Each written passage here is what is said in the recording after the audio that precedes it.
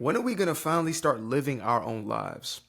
Instead of tuning into the lives of those who we place on this pedestal, those who we're told are supposed to be on some type of pedestal, as opposed to scrolling through, watching and consuming the lives of others, when are we finally going to make a decision that enough is enough? And instead of vicariously living through the Kardashians or whatever version we now have of the Kardashians, when am I finally going to start living my own life experience? Now, this is a question I've asked myself time and time again over the last 28 years, but it's never been as severe or as serious as within the last few weeks, even, where I had to really start looking at the things that I was doing as well as not doing, and be real with myself.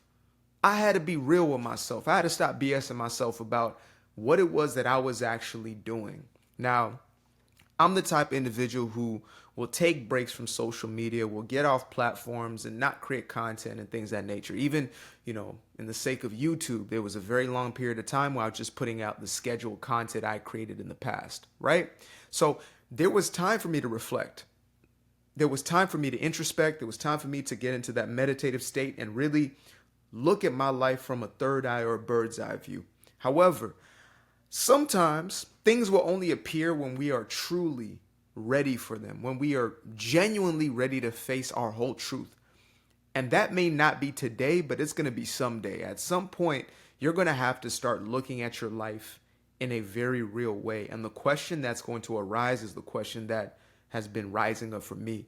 When are you finally going to start living your own life? When are you finally going to take these people off of these pedestals? Now, again, I'm not the type of guy who is scrolling through people's Instagrams, right? I only follow 3 people on Instagram. 2 of them are my managers and the other is my publicist. Those are the only ones. Nobody else. And before that, I was following literally nobody. However, I would still catch myself on the app, maybe going through content or whatever it was, right? That For You page, and might just get a glimpse of it and care a little too much and invest a little too much, right? I was not susceptible to that, or find myself getting back in these, cycles of consuming what I can only call drama, really. Trying to feed this old habitual thing that I had to stay in this judgmental space, right? Avoiding my own life, running from my own life experience. And, when I started weaning and cutting these things out of my life, there were still habits that were showing up, like, me watching other people creating music or watching these biographies on people's lives and calling it inspiration when in reality I was vicariously living through other people's experiences. That's what I was doing. Yeah, sure, I might have not been watching the Kardashians, but I was watching my own version of it. I was living my own life experience through somebody else. Instead of me being in the studio and working on my music or being fully given over to my music, I was watching Taylor Swift do it. I was watching the Bee Gees do it. I was watching James Brown do his performances, as opposed to me going out into the world and stepping into my own gifting. As opposed to me recording and creating this content for you guys, I was tuning into somebody else doing it.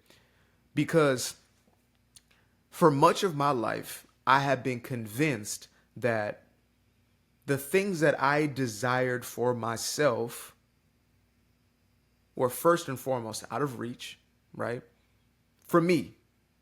Right. I could see other people doing it, but I could never connect myself to being that person. And I have been a more confident individual than, maybe perceived wise, right? People would perceive me as a confident person on the outside compared to a majority of the people who might have been around me. I was that person who would step into the things that most people would not be willing to step into. 14, 15 years old, I started making music. I was going to do what I was going to do, raise an African family who has a certain path laid out for me and certain expectations. And I said, you know what, to hell with that. I'm going to do what I want to do. So I have always been that type of individual, but yet there was still a story, like a lingering story, which was somebody else can be successful. They can have this life of their dreams. They can create a reality that they desire. And I would lie to myself and say, I believe that about me too, but that didn't show in my actions. That didn't show in the way I was showing up in the world. Because as far as I was considered, I was more interested in consuming somebody else's life. And so I was wasting away my own life experience. It's kind of like I haven't played video games in a minute, but to anybody who does, knock yourself out, do your thing. But I do know that there is this thing called an NPC, right? A non-playable character.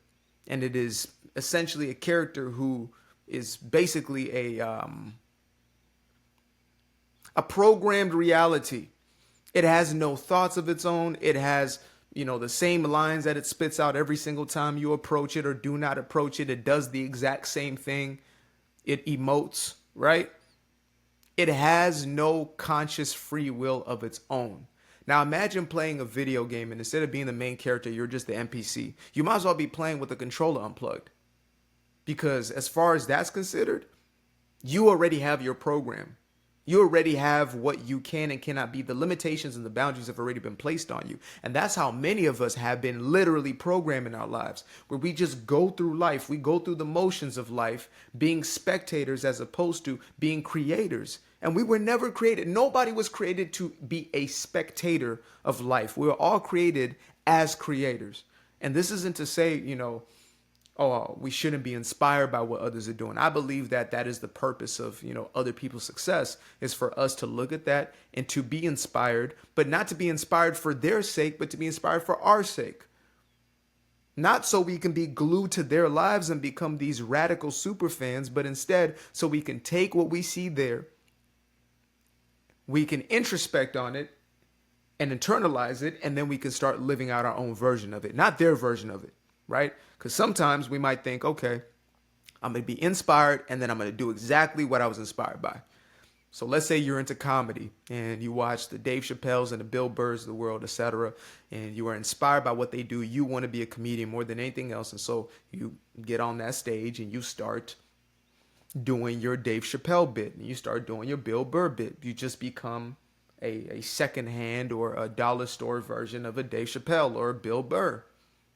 That's still not living an authentic life experience. That's still not living the life that is yours. You are still vicariously living through somebody. It's just now you've taken, a further step of embodying that person, which you can never truly do, by the way. It's a facade. You're always just going to be a synthetic, a rendition of that individual. We see it. We see people, shooting themselves up with all kinds of stuff and all kinds of stuff. The BBL Drizzies of the world. Sorry, not sorry, if you're a Drake fan. We see how we create this image and contour, and we literally make ourselves up to look like other people. Now, maybe not you. Maybe it's the next person. Maybe somebody next to you. Maybe somebody you know or somebody who you know knows. But there are now those in our culture, in our society, who are literally changing the way in which they look, their physical appearance, to look like somebody else, instead of coming to a place where they can recognize that they are uniquely created, that they are who they are, and there's a purpose for that, and there is an importance to that. No, absolutely not. I need to go get the Kim face. I need to go get the Kylie face, right? I need to go get the Ari face. And this isn't no shaming video. This, shame on you, shame on you. You shouldn't be doing that. I'm not here to parent you. I am not here to act as your intuition. I'm simply here to speak on truth. And the truth is, for far too long, you and I have been making our life decisions based upon the opinions of others. Not just the opinions, based upon our desire to have these individuals approve of us. We have lived our lives in service of others, not this service which is, seemingly saint-like, right? Which oftentimes doesn't exist, by the way. Oftentimes that's people-pleasing behaviors masked as altruism, right? And I could get into that all day long, but I'm going to stick to the subject at hand. If y'all watch me, y'all know I can take this 10,000 different ways, but I'm going to keep it on this train of thought. We find ourselves in a place where we desire the validation, we desire the acceptance and the approval of those around us simply because we do not recognize the one most vital truth in all the universe, and that is everything you are looking for out there is already within you here. So simply put, we're looking for love in all the wrong places. And so long as you're looking outside of yourself, it's going to be the wrong place, because love is within. Love is your own nature. It's like looking for the glasses that you already have on, or looking for the backpack that you already have on your back. Like I remember I was probably in third grade at the time. We got on a field trip. I'm running around the damn place. You know, we're about to leave the field trip. So we're on our way out. Everybody's running to the bus, and I'm running around the place looking for my backpack, desperate. I mean, I was at the verge of tears that I couldn't find my backpack, you know? And this was my favorite backpack. It wasn't just any backpack. This was my favorite dark blue backpack. I still remember it today. Had a very traumatic experience with that backpack as well, when a lizard crawled up in there, and I created this fear of lizards for a very long time. Don't ask. But I was running around the place, and I came up to a teacher and I said, please, please, please help me find my backpack. Please don't leave me. I have to find my backpack. And she looked at me pretty strange, right? And she said, your bag is on your back. Ooh. I looked at my shoulder, then I looked at the other one. I said, oh, yeah, my bag is on my back. Thank you. And I kept it pushing. Now, that right there is pretty much how most of us live when it comes to love, appreciation, fulfillment, satisfaction, peace, etc. We're looking for it. We're searching, we're yearning for it. So we tune into somebody's life. We tune into somebody's life, yearning for it, craving it, and we live this synthetic version of it. Day after day, we consume a synthetic version. And maybe it's not even these quote unquote celebrities, right, who are these huge pedestals. Maybe it's the people in your life. Maybe it's somebody from high school. Maybe it's, you know, your own brother, your own sister, somebody you know who is close and intimate in some real way. And you tune into their life, and they just had a baby, and you know, and you vicariously, but also, because this is the thing about when you vicariously live, there's also going to be envy that's tied to it, and in some cases, jealousy tied to it, right? Envy is I want what you have. Jealousy is I don't want you to have what you have. So in some cases, you're watching and you're admiring, but you're also at the same time envying, because I want what you have. I want what you have. I don't believe I can have it, but I want what you have. And then on the other side, that becomes jealousy, which is rampant in our society at this moment in time. I believe we're going to grow out of it, right? I believe we're going to come to a place of realizing just how stupid it all is. But we can then find ourselves in a place of jealousy where we don't want you to have what you have. How dare you for having that? And we're so insecure about what you're experiencing in your life, and that we can't have what you're experiencing, and we believe we're not deserving or adequate or enough to have the things that we truly desire. So we will lie that we don't want it, and then now we will start to ridicule you. And that's why we have a culture where people are built all the way up just to be torn all the way down. One of the documentaries, ironically, that I'd watched was the Beckham docuseries, right? For anybody who doesn't know, Beckham is David Beckham. If you don't know David, maybe you know Posh Spice or Victoria Beckham, his wife, okay? They come as a unit. They've been coming as a unit for the last 30 years. So in this series, this is going to be a spoiler alert, there's a point where David Beckham is becoming the biggest star on the planet, not just soccer player, but the biggest figure, quote unquote, in the media. The media is building him up to be godlike, right? And you see this rise to stardom, and he is everything, and he is worshipped. And then there comes a moment where one fatal, quote unquote, error within a high consequential game, right? For anybody who's a soccer fan, it was high consequential. For anybody who doesn't care about soccer, it literally didn't matter. It was literally nothing, right? But after that moment in that game, the entire country turns on this man to the point where They are spitting on him in public. They're cursing him out everywhere he goes. He has to have people with him to go to the bathroom. His homies are taking turns to take him to the bathroom because he can't go alone because he will be attacked, right? That's how crazy this got for this individual. And this isn't a rare occurrence. You know, the Justin Biebers, the Michael Jacksons, etc. There will be these individuals who will raise you all the way up just to tear you all the way down. I mean, they will raise you up to heaven, but they will take you to the seventh layer of hell. Simply because when you have this vicarious parasocial relationship that you're building with an individual, you are placing all your hopes, wishes, dreams, and desires upon that individual, which is unnatural. We're not supposed to be living through another person. That's why we have our own lens.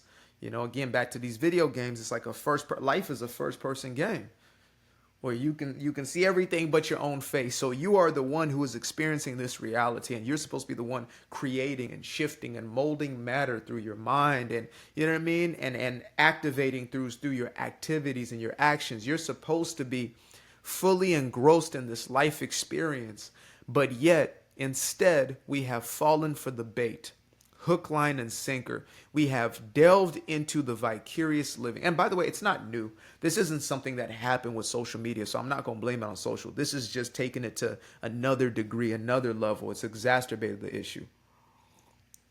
When all there was newspapers, people would be reading the newspapers day and night, right? Vicariously living through J.P. Morgan or Andrew Carnegie before they tore him all the way down.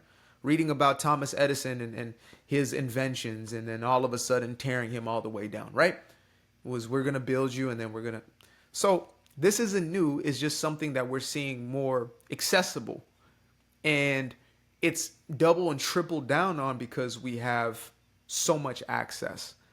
We can literally tune in from day to night, night to day, every single day of our lives into somebody else's life experience, and never actually live our own. I mean, it gets deep, y'all. Because you're not just doing it when you're doing it, right? That's the thing. Like for me, Mr. Aquarian over here, when I consume an idea, my mind takes it down a rabbit hole. It starts breaking down in components. It lives with me for a while. That thing processes for a while. And so I don't have to have a piece of content in front of me for that content to be with me. Think about it like music. I think most to all people have this when it comes to music. Most people. I can't say all people for anything, okay? I can generalize, but not that damn general. For most people, you can hear a catchy song and the song will catch on, whether you like the song or you don't. The song will stick with you after you've already heard the song. So the song starts to live with you. This is something I'm very well aware of as a musician myself, as a songwriter and a producer. I know the power of music. I know that music carries. I know that music has a life form of its own once it is consumed by an individual, right? It's like a parasitic sort of relationship that it has with us. Not always, obviously, like a parasite, which tends to be a negative thing, but it latches onto the psyche. And that's what happens with most ideas. That's what happens with most things. So when we think about tuning into somebody else's life, it's like if you read a scandal about X celebrity, quote unquote, that scandal's in your head. You're processing, you're thinking about it, and then you might talk about it with somebody, then talk about it with somebody else, then talk about it more with yourself. You're exacerbating that thing. So it's living with you, and it's literally consuming your mental space to where you can't even give mental energy to something that is of your own life. Instead, you are living somebody else's life. You are given over to somebody else's life experience.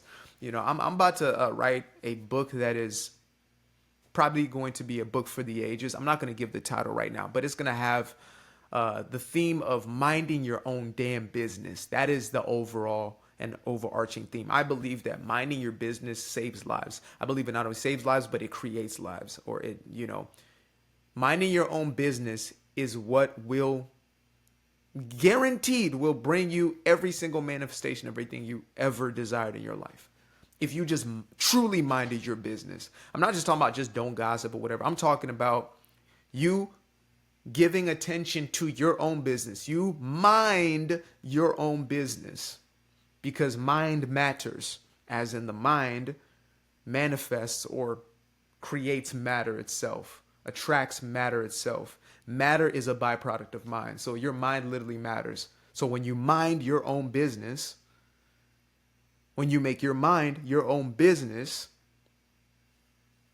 you are able to give that energy to your own life force. You're able to create and experience a reality that you actually desire. It's real simple stuff here. It's just, again, we have created this addiction to consuming other people's lives, and predominantly in a quite negative way, right? Most of the celebrity news or whatever you hear is not, wow, Jennifer Aniston gets a new puppy and, and her baby girl is in love with the puppy and everybody's so happy. It's not that. It's, scandal, divorce, breakup, death. Like that's usually what the information is pertaining to when we are tuning into other people's lives.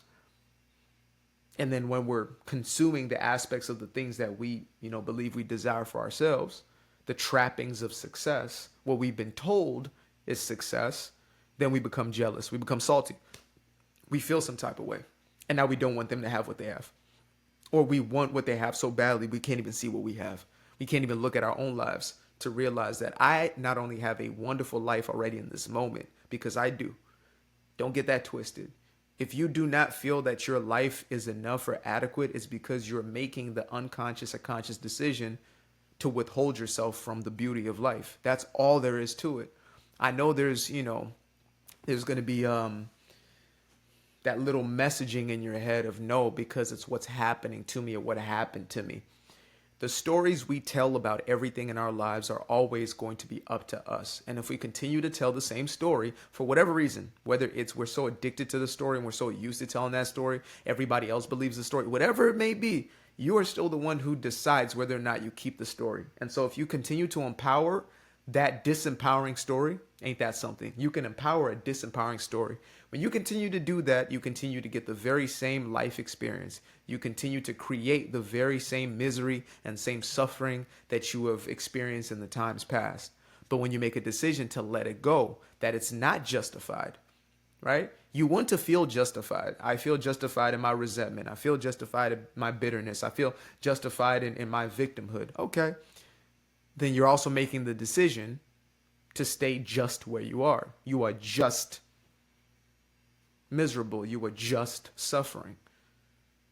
So when you add just the justification, come on now, I'm getting into some bar work today. When you adjust your justification into it's not worth it, I'm not going to hold on to this bitterness. It's not worth my peace to keep somebody perpetually in my life experience. When you make that decision for yourself, because only you can, nobody else can do that for you. When you make that decision, life opens up for you every single time. I felt so justified in resentments towards my parents, predominantly, right? Because of different things that are quote unquote happened to us, right? And there came a point where I was like, you know what? I feel miserable. Whether or not they feel miserable because of it, I don't know. But even if they did, like if I felt, okay, now they feel the pain that I felt, that's still not changing anything. I feel just as bad as I did before, if not worse. It's degenerating. And so there came a point where I had to make a decision. Am I willing to let this go or not? Because if I don't, I'm going to continue to be miserable. If I do let it go, then I have a chance of being at peace. Not just a chance of being at peace, I will be back to peace because that's the natural state of our being when we let go of all the shit that's in the way, right? So I let it go and now I'm in a state of peace. I let go of the continuous, perpetual judgment and criticism, and now I'm in greater peace. I let go of the victim mentality. I let go of blaming. And all of a sudden, go figure, I feel even greater peace in my life because that's how that works. I made my life my business, not everybody else's and what they got going on. And again, this isn't a message to say you need to do this or that, because that's not my job. Like, you grown. You grown. You are grown enough to hear this message and for it to resonate in some way. So you're grown enough to make your own decisions. But I am here to tell the damn truth. One thing I'm not going to do is cap. I'm not going to lie to you. Just because I want you to feel some type of way about me. I would rather you like you and not like me by me telling you the truth than you liking me and hating yourself. I'll take that all day long because I like me. So I don't need that. I do this because I feel the desire to express truth. Why? I don't know. I was just made this way. Since I was a little kid, I always wanted to say something that was right in front of me. And if it benefited somebody, dope. If it didn't, sometimes even better, because it will sometime down the road, right?